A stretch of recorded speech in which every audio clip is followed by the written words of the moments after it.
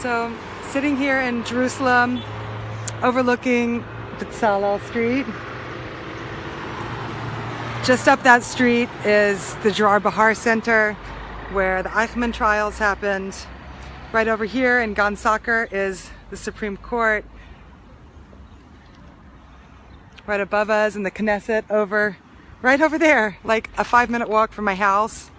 And the hustle and bustle of Jerusalem is in full force, and the beauty of the day is dripping gorgeousness and sunshine and green grass. And this is, for me, the essence of life in Israel, is a day like today when I walk out of my door and out to the street to watch every single car at 10 a.m. stop and everybody step outside of their car and stand in silence together like this little sudden community at the crosswalk, and all of us commemorating the horrors and the tragedies and togetherness now on this side of the horror movie in this place.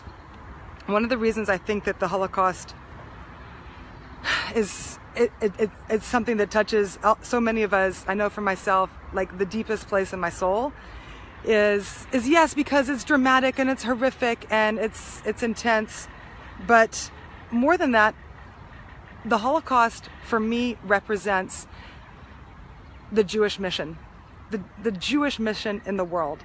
And that mission is, to use the Hebrew terminology for it, that God wants a dira b'tachton. God wants to dwell in the lowest possible place.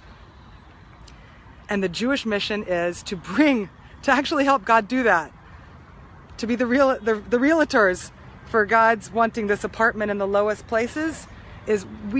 Our job is to bring divinity and light into the darkest possible shards and corners of reality.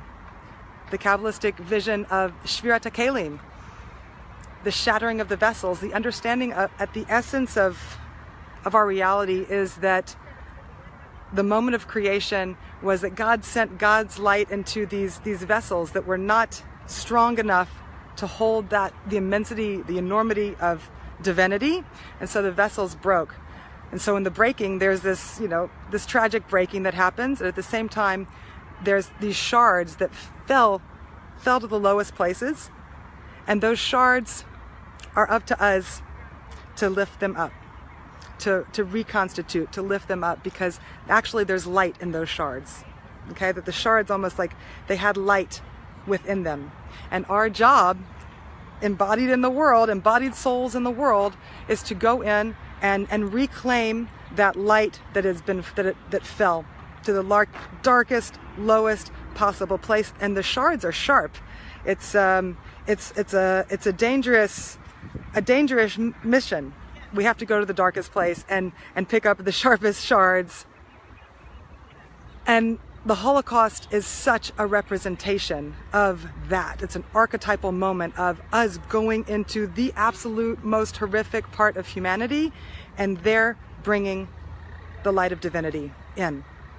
There's that very powerful picture. There's a bunch of pictures of Jews dressed in talis and tefillin, wrapped up in these articles, these ritual articles of holiness, getting taunted and beaten by these evil soldiers. And then, of course, the pictures of wearing the phylacteries and then, shot to death. These images are so powerful because they illustrate this basic mission that is encoded into each of our souls. The mission is you go in and go deep and go to those darkest places and bring divinity there.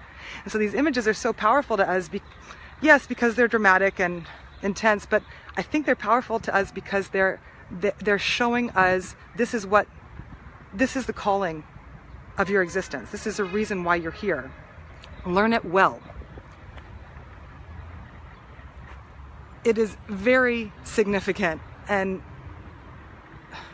painful also what's happening in Israel today.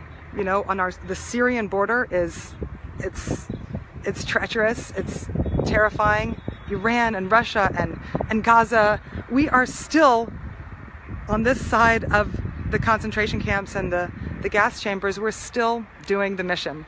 We're still trying to bringing divinity into those deepest, darkest places. The greatest, evils in the world right now are like sitting on our borders.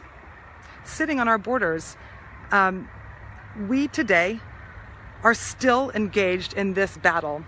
The only difference is that we've made it to the next stage, thank God, where we're doing it from this place.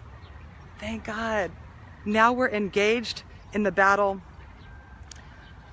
in a way where we have the ability to defend ourselves, to stand in our own strength, not standing in front of German Nazi soldiers wearing our tefillin, but our tefillin being worn on our soldiers with their guns in their hands. Those two images, if we can just relish in the power of the contrast of those two images, knowing that our people have taken on this task of being light bringers into the darkest places, and may it strengthen us to know that our mission is to bring holiness wherever we go. And you can be doing it in America, you can be doing it wherever in the world you are, but to know that in those darkest places, not to avoid conflicts, but to go into them and to try to bring holiness. Our way is not the Eastern way of samsara and escaping all of this materiality. Our way is to go in to the deepest, darkest places, the materiality, and to bring divinity there. God help us to do it.